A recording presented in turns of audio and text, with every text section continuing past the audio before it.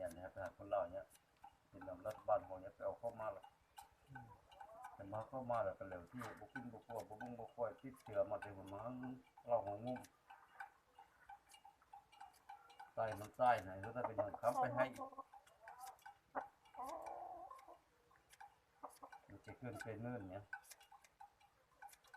วันน้อยคนเราเลยไปให้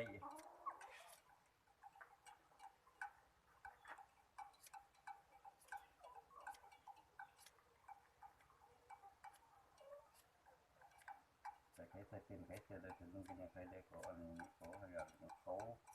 บุ้มตัวเลยวันนี้บ้านน่ะเนาะได้เก็บตึกคุณเสือเพราะว่านี่เป็นประหยัดตัวนี้เขาโพสน่ะเนาะไม่โพสเนาะโพสใช้เลือดออกประหยัดตัวนี้มันมาเสกก่อนถ้าใจหยาบกว่านี้เจอลูกเขาตีไปให้หนูไม่จะได้กินอยู่ไอ้บุกอีกว่าน่ะคิดอึกกว่านี้เขาจำได้ว่าใครต้องเป็นคนโพสแน่นอนเดี๋ยวของใครเขาเป็นธรรมดาเนี่ยสาม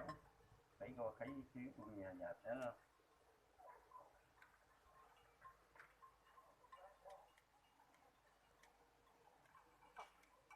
เฮ็ดห้องนี้มันก็คนเป็นอย่างไปนึงมิดไปนึงอะไรเป็นอย่างปัดไปใส่ห้าเนี่ยนี่ก็คือกันไม่ไปใส่ห้าเนี่ยมันจะเห็นที่ว่ามันก็เอาเครื่องมือซ่อมถุงมือเนี่ยโดนห้อนนี่คนโล่ห้าก็ไปโดนห้อนใช่โดนห้อนลำคล้องเนี่ยเขาก็มีชื่อมีเจ้าซ่อมถุงมือเนี่ยตะกี้คนใส่ห้าแบบนี้งานเนาะเอาไปไว้โดนห้อนคนเลือกห้าแกเฮ่มา